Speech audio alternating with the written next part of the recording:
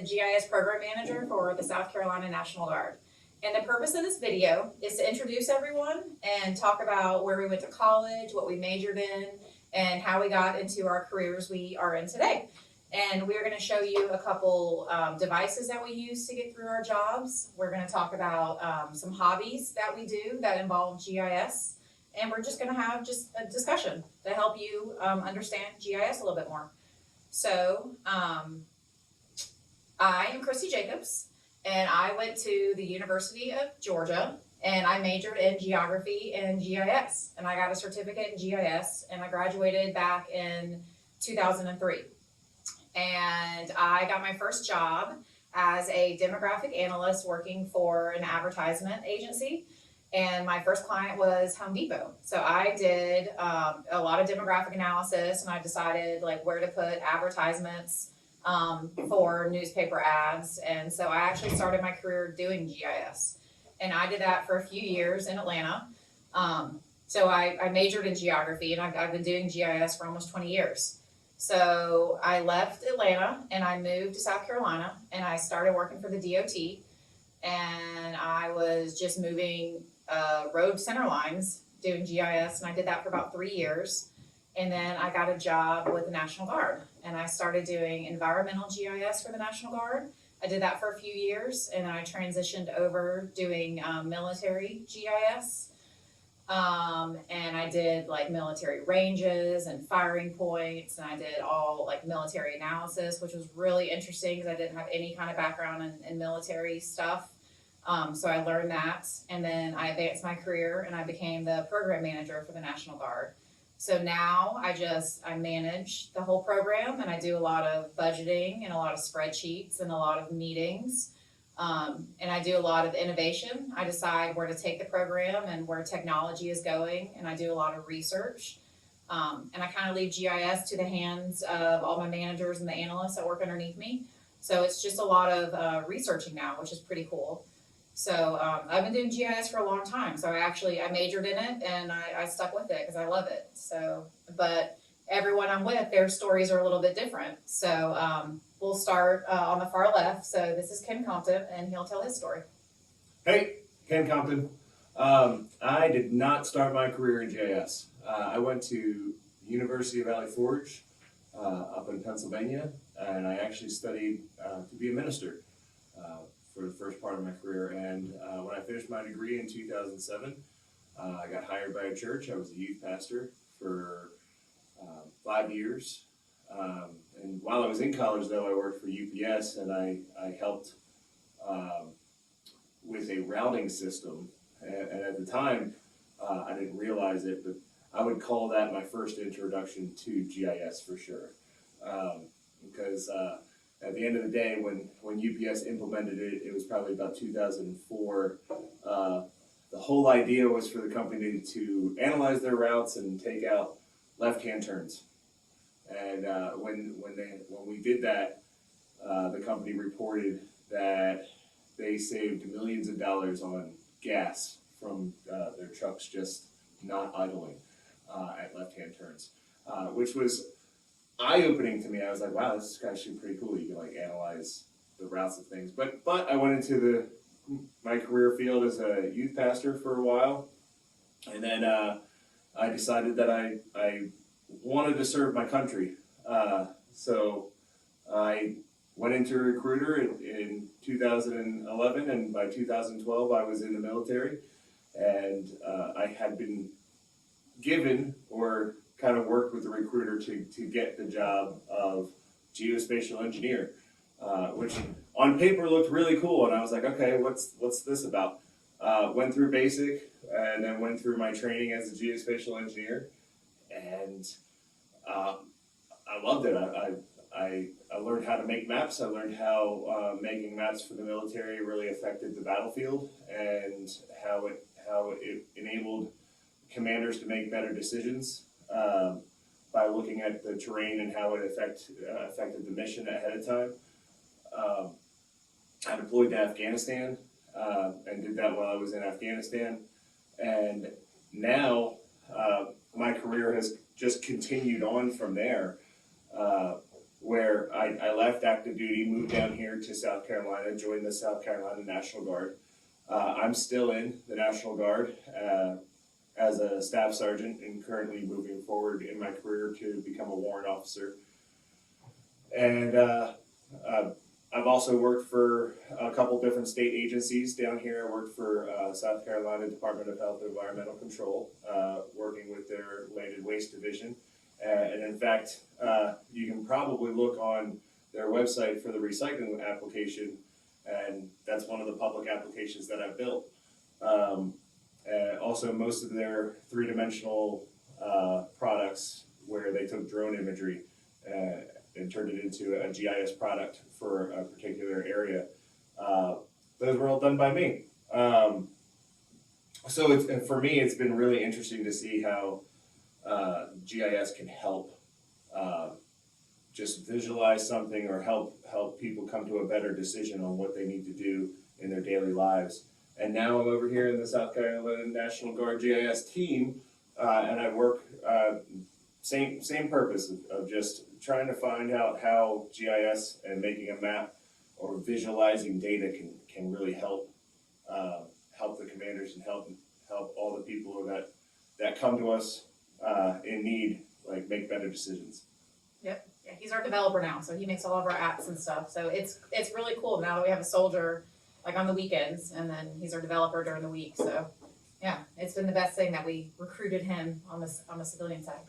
So this is Anita Brown, and she'll tell her story. So I went to the University of South Carolina. I majored in computer science. Ooh, go Gamecocks. Yes, go Gamecocks. And I got a BS in computer science, and then decided that I wanted to pursue GIS. While I was in college, I was working for the Department of Health and Environmental Control, and I had to use GIS a lot for our permitting. So I learned it there, and as I got to know the GIS manager for the Bureau of Water, she had an internship that was coming available, and I applied for it, and she hired me, and I did a lot of the navigable waters maps and some of the stuff for the hydrography there. So once I graduated from college, I decided to stick with GIS because I didn't love computer science. I hated programming. I was not interested in sitting there and coding all day. So I stayed with DHEC, and I was there for about 4 years. I saw that there was a opening at the Department of Transportation, and I decided to go over there and do something different with GIS. And that's where I met Christy, actually. We worked there a long time ago. Yeah, so we were there for a while, and I did the same kind of stuff that she did with road center lines, and we used GeoMedia there and did a lot of stuff with MicroStation. We created all the road lines that actually go into Google Maps and stuff. So when you navigate on all the roads, like, we made those. Like, someone actually makes that data. So I mean, it's pretty cool. There's actually a person that does that kind of stuff. So if Google Maps is wrong, you can you can let blame them. because we made that like 15 years ago. Just kidding. They've updated. But I mean, it is a person that makes that data and attributes all the one-way streets. I made all the one-way streets in Aiken, so if you get routed down the wrong one-way street, I'm sorry. They probably fixed a lot of it now. Yeah. Or continued on. Yeah. So I was at DOT for a while, probably 6 years, and then I was contacted by someone at DHEC who had an opening for an analyst in the health department. So I had been in the environmental side of things, and then I was given this opportunity to go over there and do statistics with the health side. So I was there about a year, and then I had my second child, and me and my husband decided that it was time for me to come home and be a stay-at-home mom. So I left my career for a while. I was a stay-at-home mom for 7 years. 3 of those I homeschooled. And during that 7 years, I actually got in touch with Christy and did some contracting work for her for the National Guard. So the end of that 7 years, I was kind of ready to get back into the workforce. I'm thankful I kept in touch with the people that I knew before when I worked with GIS, and I was able to have the opportunity to come back and do GIS at the National Guard. So I've been here for 4 years now. I started as a temp analyst and then became a permanent analyst for this facilities management office. And then now presently I am the facilities management GIS manager. So I help maintain real property, go out and do GIS field collection, GPS field collection. We come back in and we look at the data, QA/QC it, and that's kind of my day-to-day job. Yeah. So, all right, and this is Kevin Haynes, and his story is different from all of ours too. So go for it. So I am the environmental GIS manager here at the Guard. I am originally from Michigan. I graduated from Western Michigan University, first with a bachelor's in philosophy. My plan was initially to go to law school, and I didn't really want to go to law school by the time I finished my bachelor's degree. So I went to do my master's in public administration and at Western, and I've specialized on program monitoring and evaluation, so looking at how you improve the effectiveness and efficiency of public and nonprofit programming, and how you measure that and quantify impact. And what I learned while studying that was that I was reading evaluations from programs that clearly had a spatial component, but that didn't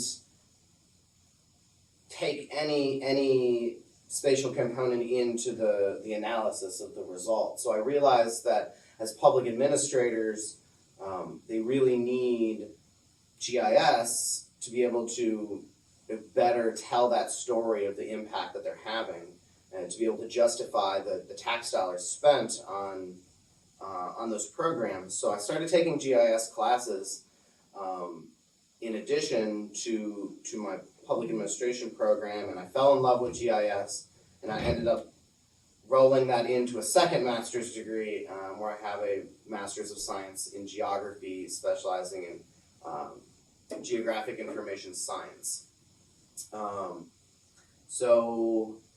After I finished my degree, I applied all over the country, and I didn't really know what this job was in South Carolina that I applied for the National Guard, because it's not something you hear about a lot. Like, you hear about county GIS, and we're kind of a unique organization. And so I applied for it, and I got the interview. I still had no idea what the job actually was when I first applied. It was a military GIS. It was a military GIS. And I was like, I know nothing about the military. But Christy sold it to me pretty well. We have a very well-funded team. Leadership is really supportive of GIS, which is really unique in organizations, to have leadership that really gets what you do and supports it. And we have lots of training opportunities and conferences that we go to. So I moved down here to South Carolina, and then COVID happened. And we all went home, and we started working on COVID response. And that was probably the most interesting GIS work I've ever done in my life. We were working with a multi-agency data analysis team. We created dashboards, apps that were being used by the private sector hospitals and other agencies. And the governor. And we were providing daily data analysis and mapping products for senior leadership in the state of South Carolina. And so that was a really exciting project that we worked on. And somewhere in COVID, I transitioned into my current position as environmental GIS manager. My primary role is to support the conservation team, the compliance team, and the NEPA manager. And so what I do is I provide geospatial solutions to make their jobs more effective, more efficient, makes their job easier. And that's really what GIS is all about. And I think that's what's so exciting about what I do. Yeah, you're right with that, Kevin. Like, our whole job is really to make everybody's job easier. Like, we support our agency. We try to figure out people's problems, and we gather up data and analyze it and then give them solutions. Like, I mean, that's my favorite thing to do is help people make their lives easier, and that's it. So, Yeah, Yeah. It's almost like we're like an outside consultant. Like we're like attached to teams. You know, I work with biologists, but I'm not a biologist, so it's like I'm an outside observer and I watch what they do, and they may be doing something the same way for years and not realize that there's a different way to do it that's a little bit easier and more efficient. So, kind of being that fly on the wall allows us to really come up with those solutions. Yeah. All right, cool. Anita, so Anita brought some equipment that she uses to do facility management. So Anita, I mean, she talked a little bit about facility management, but I don't know if you guys understand, like, so when we go out, she has to go out and GPS collect all real property for the National Guard. So that's like lights and sidewalks and curbs and parking and building, anything man-made that the National Guard created. She and her team have to go out and GPS collect it, and then we have to reconcile with the database for National Guard Bureau. So everything has to be collected on the ground GPS, and then it has to be reconciled with what National Guard Bureau says that we purchased, what that was funded with federal dollars. So it's a big task. And so, go ahead. So we use a app called Field Maps, which is on the iPad. And we have this GPS receiver. It's the Trimble R10 version 2. It connects via Bluetooth to the iPad, and it gives us sub-foot. Yeah. It could give us sub-inch accuracy on the data points that we collect. So when we go out, we have this. You can attach it to a backpack, which we're going to be using soon. We've had a pole in the past that we would carry around. And we have our iPad, and then we go out to these armories and we look for real property features. So it could be like air conditioning units. We take all the pavements, sidewalks, parking, driveways, building structures. There's about 50 or so features that we collect and we keep up with. And then those have to be reconciled with what's in our CRI database. The real property manager manages that. And this is how we actually get dollars and funding for construction, renovations, any fixes that they have to do. And so this little piece of equipment, this thing's about $25,000. So this little piece of equipment is really important. And without this, like, we couldn't do our job. So, and then when Anita's done collecting, she'll make her maps and update her feature services or features, and then I'll take those features and turn them into a web application so that our real property guy can just click on the computer, and if he has a question about a sidewalk or a pad, or hey, where's this, or where is a certain thing that he's looking for, or if the data is updated on it properly, he can zoom right to it and pull that up. So it makes his process a whole lot quicker too. I do want to point out that there is a tool on this table that I think all of us have right now in front of us, and that's very important in all of our careers, and that's coffee. That's caffeine. Without this, we couldn't do our job. Kevin's probably drinking tea. Kevin's drinking tea. But I'm drinking decaf. Decaf. So. It's not for the caffeine. Well, I think that's an important point that you brought up, though, that we're making apps for other people to use. It's not really the GIS folks making all of the map products anymore. I mean, It used to be like that, but now our goal now is to put the data back in the hands of the subject matter experts, the biologists, the real property experts, and so that we kind of manage the back end, we clean the data and make sure that the data is accurate, but we really are turning that over to everybody else, which I think the class that you're taking is perfect for that, because you really need to be able to speak the geospatial language. You have to be able to communicate in whatever organization you work at. Will probably have GIS staff, and you're going to need to be able to communicate with them so that they can provide you the products that you need to make your decisions. Yeah, no, you're that's spot on, because at a certain point, you want to like us as GIS folks, we could talk about making shape files and then doing databases and building applications all day, making story maps, some of the stuff that I think you've done in this class. But when it comes down to it, when Kevin goes and talks to the NEPA manager, that's a whole different area of jargon and a bridge that needs to be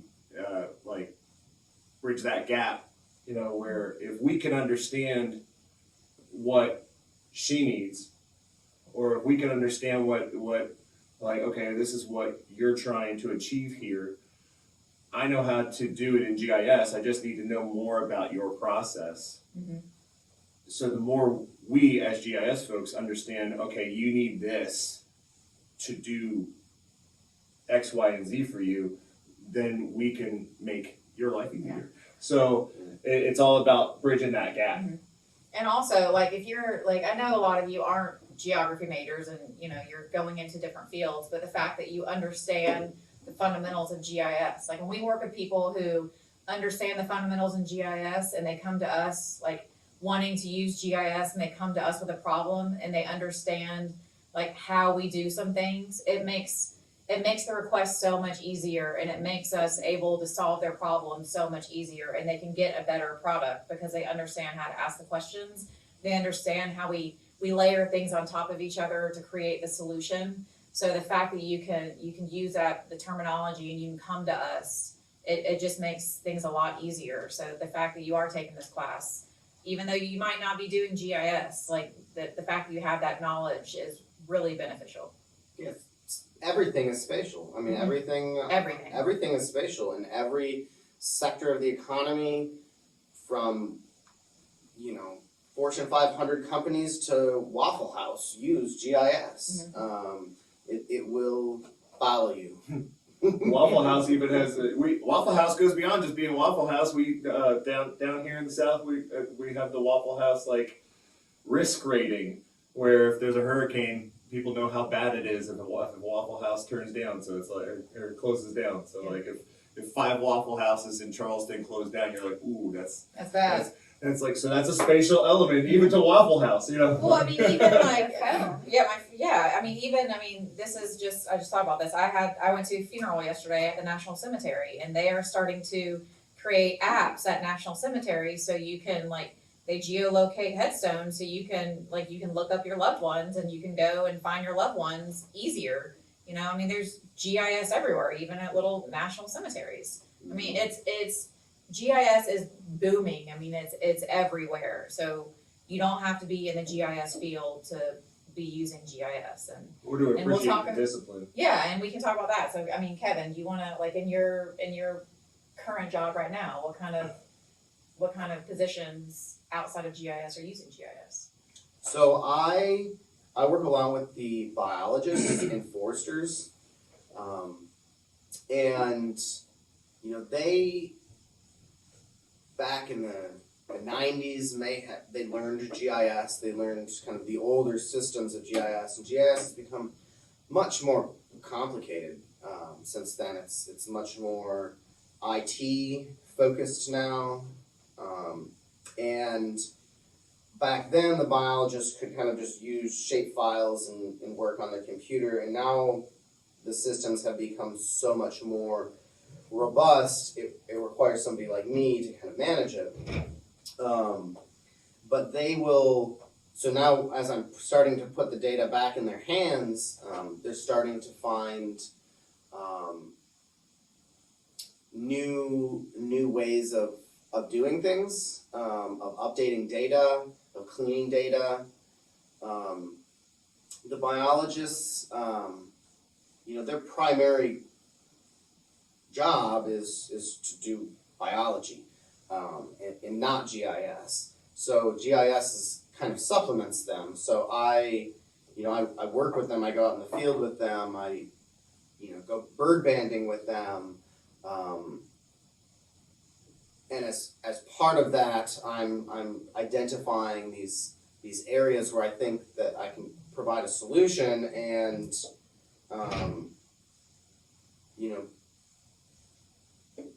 bring it up to them and figure out how to work that into their workflows.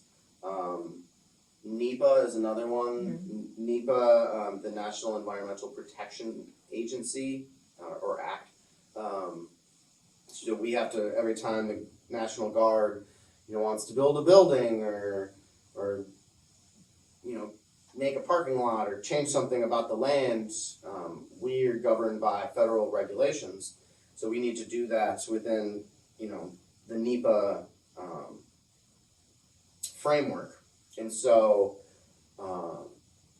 we're currently in the process of developing an app for the NEPA manager, because what she'll do is currently she's requesting maps from us, and they're maps like, at such and such armory, and we're going to be building a shed in the back, and she will need a map of that armory with the proposed shed, and then she submits that up to the federal government.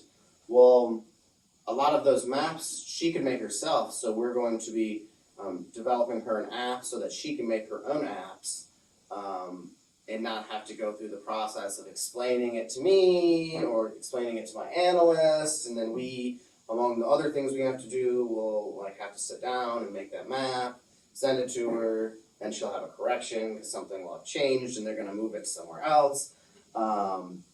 So yeah, that's just another example of how we're putting GIS back in the hands of the other subject matter experts.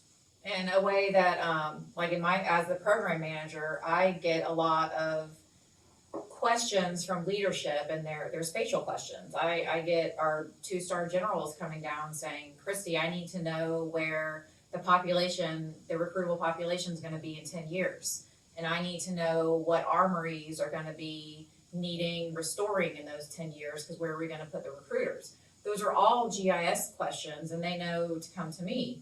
And they've been coming to me for years with stuff like that, and they know that's what GIS does. And so what we're developing is a strategic planning application. We're gonna put all those layers, because now our leadership knows what layers are. They know that they just wanna see certain things. So we're gonna be putting the armory condition, are the armories, really good or really bad? What's the recruitable population in 10 years? What's the demographics of South Carolina?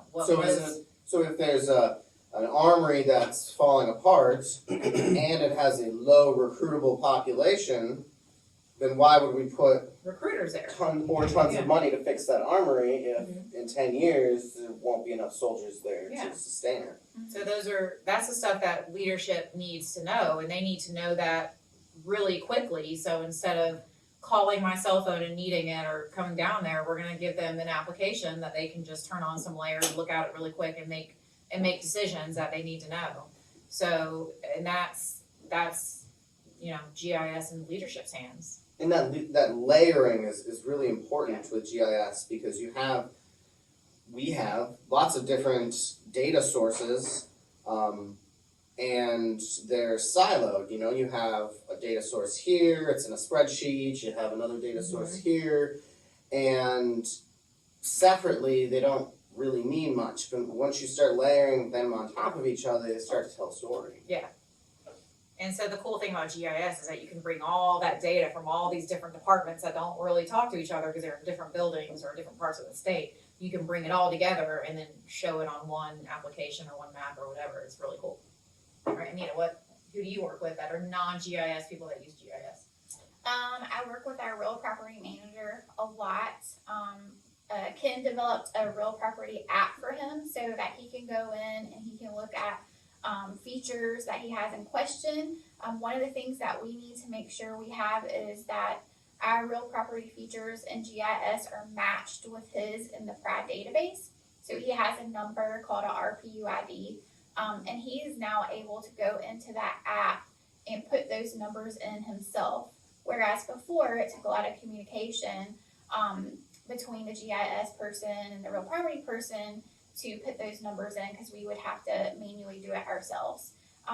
So that's been really helpful in taking some of the workload off of us as far as like real property PRAD reconciliation. And all the project managers in charge of construction at all the armories. Yes. They use it all. I mean, they use it all the time. We always forget about them just because they're self-sufficient. They use the apps all the time, but they don't even need us anymore. They used to come to us all the time, but they don't even talk to us anymore just because they use it and it works. They can pull it up. They can look at Yeah. the stuff on their screen and answer the questions that they need to answer. Mhm. We have a work order system Oh, yeah. that we've made into a dashboard and a map view. So instead of them coming to us asking us questions about ISR or other things, they actually can go on there, query the data, and show what they're looking for and get those numbers themselves. Ken, what about you? Oh man! All right. Well, I mean, most of the people I work with are these folks, so He they makes know the apps GIS. for us. That's why. But I will take the opportunity to talk about how the military uses it, vaguely, because those are the folks that don't do GIS. They come to us, and the military uses it in a very big way, and I'm talking about in active theater environment, in war, where the GIS section fits into the intelligence section, but it also fits more into the plans. The military likes to take the time to figure out what the mission is and really figure out where they're going and how the terrain is going to affect them. And that's the biggest analysis that we offer. I was part of the 10th Mountain Division Combat Aviation Brigade, so a lot of my products were helicopter landing zones. And it's really funny when you start talking to a person that doesn't understand GIS but they know they need it. I've gotten to friendly conversations with pilots telling me that they can land somewhere, and my job was to get the imagery, get the terrain data, get as much building and structure data as I possibly can, and then analyze that area for them to land properly. Because you're talking about a few $1 million aircraft that if you land it wrong, you've just destroyed military equipment, and that goes on the pilot, that goes on to the analysis, that ruins the mission. I've had conversations with pilots where I can land there. I'm like, no, you can't, sir. They're like, no, it's just shrubs. I'm like, sir, those are trees. If you land there, trees. You're gonna punch a hole through your aircraft, and that's not gonna be a good day for you. We've had missions where a person would come and they have in their mind how they think that their mission's going to go, and I would have to sit there and tell them, sir, I'm sorry, you can't land where you want to land. You're going to have to change. You're going to have to move, half a mile out to land safely. And so here I am, even though I'm not the person going out. The terminology for us in the military is a FOBIT. I stay on the forward operation base and just analyze all the missions most of the time. But here I am being part of the mission because I'm telling them, hey, if you want to be successful in this mission, here's what you have to do. Another cool product that we ended up ended up really helping while I was in Afghanistan was, and I'll never forget these terms, poo and poi. Poo and poi. Point of origin and point of impact. We would often get bombed, and we would be able to figure out where they were shooting from, so the point of origin, and then also the point of impact, where that round landed. And I know that's horrible to think about, but the more that it happens, the more data we have. And so we could figure out, hey, they're often shooting us from this position, so let's send a mission over there. Or, hey, most of their rounds are landing in this area, and we could do like a density analysis, and then say, hey, if their rounds are landing here, then how about we just move, we move our equipment out of that area because 90% of their rounds are landing there. So if that's where they're going to hit, then let's just get out of the way. And now we're saving lives, and we're saving our equipment, and then we're also tracking down where they are, and possibly where they're getting their bombs from, so that we could take them from them. So and a lot of times that type of analysis, it'd be really interesting, because that type of analysis would happen, and then there'd be like a week of not getting shot at, not getting bombed. It's like, hey, wait, this helped a little, so real world examples, kind of a little morbid, but Talk about impact yeah. assessment. Yeah, that's Yeah, a yeah. straight up impact assessment. Yeah. GIS is literally saving lives. Yeah, that's really cool. And since you're talking, Ken, why don't you talk about like what is sitting in front of you right now? All right. So I'm not all military all the time. I've kind of come full circle with it, where I started a hobby while I was in active duty of doing woodwork in my garage, and then through the course of the last like half a decade, I got into 3D printing, and I built a 3D printer, and then from there, I decided to merge my career and merge my hobby, and I started making CNC wood maps of different lakes in different areas. And this one's kind of hard to see, but I also do laser work too. But I like the ability to take it, and not only is it something useful data wise, but it's something that I turn into art too. It's really cool. So and these are all, like, I know that you can't see it too much, but they're 3-dimensional. So I take the bathymetry of the lakes, and I'll draw out certain contours, and then I'll take that to the design board and tell my machine, like, hey, I'm using a certain bit, or I'm using a laser, and it'll follow that shape that I digitized, and it'll cut them out. And then I spend the time making sure the art is where I want it to be and all that kind of stuff, and then I make a visual product that people seem to like. Yeah, So he's turned GIS into a real hobby. yeah, actually, I won a blue ribbon at the state fair this year. And this one's mine. This is where my family grew up, so I have this one in my office all the time, and it makes me happy. Lake Chattoog, if anyone knows where it is. And this one's Lake Murray. Yeah, so it's cool. So yeah, that's all of us. And the other thing we didn't even talk about is we also the cool part, but it's kind of morbid a little bit, is that we also get activated during emergencies and hurricanes and stuff. So when the National Guard gets activated to go help out, like the past 5 hurricanes, our GIS team gets activated with them, and we go work at EMD in the midst of all of it, and we get to do some pretty cool analysis. We do future operations predictive analysis. We try to help determine where to like pre-stage troops in the event of an emergency, try to determine, if it's flooding, where's the water gonna be, how high is the water gonna go, all those very hard questions, like when to evacuate the coast, and if you evacuate the coast, who should you evacuate? All those questions that the governor has to decide, we're part of the team that helps decide those questions.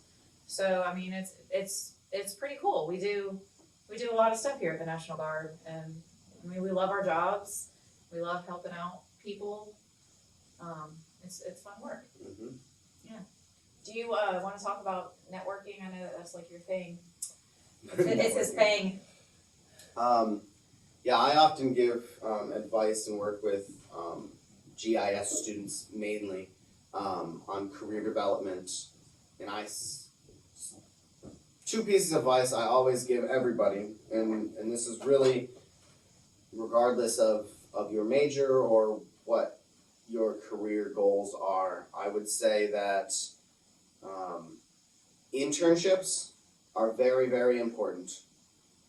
They can be difficult to find sometimes. There's a lot of barriers there, but it will boost your career significantly. Especially at the start when you don't really have much experience. Internship. As many as you can possibly do while you're in school. Education alone is not enough. And the other piece of advice is to study abroad. I'm a big proponent of studying abroad. Me too. Take advantage. Yeah, I spent a year in India. Christy has been all over Europe and Africa. I studied abroad, but it was because the military sent me. Studying abroad is very important. That's something else that can really enhance your personal and professional life.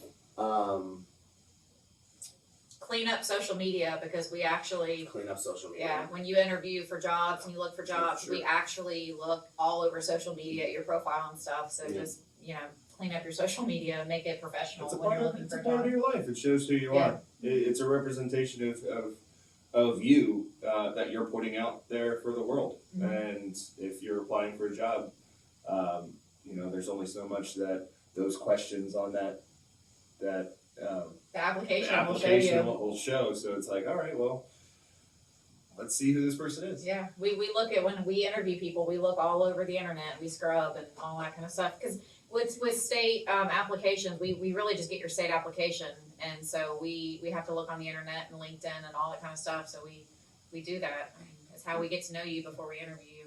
Yeah, It's and important. it's important to see. It's important that you represent yourself in a way that your future employers would be proud of. I mean, people don't want to hire somebody who's not going to represent their image outside of work. Yeah. I mean, Yeah. It's very important.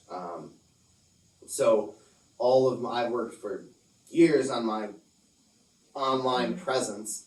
I have branded myself, and all of my social media accounts are linked, and they say the same things, and they have the same images, and they are 100% professional. Well, I mean, it goes a little beyond that too. Not that it almost sounds like, oh, we're gonna judge your profile. But my profile's all my kids. I have 2 kids. Yeah, and but that's my family. it goes into, I'm sure most of you either have a working environment or you want to find that working environment that you really love. And when we look at applications and stuff and that kind of stuff, we not only think, okay, this person's qualified, but then are they going to fit in our team? Yes. We We look for your personality. Yeah, because You wanna work are you, is this person gonna fit to the point, it's like, well, we don't want, there's an environment that we present, and we wanna work together as a team, so it's like, well, does this person seem like they're gonna be able to be a team member, or is it gonna be, does there seem like there's gonna be some red flags there, so there's a process there that's like, okay, we want someone to fit, we want you to fit if you join the team, so that's really important what you're putting out there. Yeah, so like Anita and I, we have kids, so ours is our family and stuff. His is professional and all that, and all of his like study abroad and all that. Apparently, I don't have kids. Yeah, he has 3 girls too, and his social media profile is more of like his CNC stuff and his business and everything. And he doesn't have kids yet, but he will. So in closing, we just we're always hiring. We always have analyst positions open. We do offer internships, typically in the summertime. Anita is probably going to create an internship, and then within the year, Kevin wants to create an internship too. So I mean, there's always opportunities available with our agency, and so your professor has our information. So if you want to reach out to us, just contact your professor, and she can, reach out to us. Your professor actually used to be the program manager, and then she left, and then I stepped into her shoes. So. If you're young enough, or if you're interested, the National Guard is also looking for GIS editors. So we are looking for geospatial. I'm not a recruiter, but we are looking for geospatial engineers, and by chance, I would probably be your sergeant. So A warrant officer. not yet. We're getting there. But one way or another, you might work with me if you want to join the military. So you can feel free to call me. I'm not a recruiter, so I'm not going to try and get you to sign any paperwork. But we can mentor you, and we're here to answer questions and help. And we will have internships available, and there's always job opportunities available with our agency. Okay, thank you. Thank you very much for listening.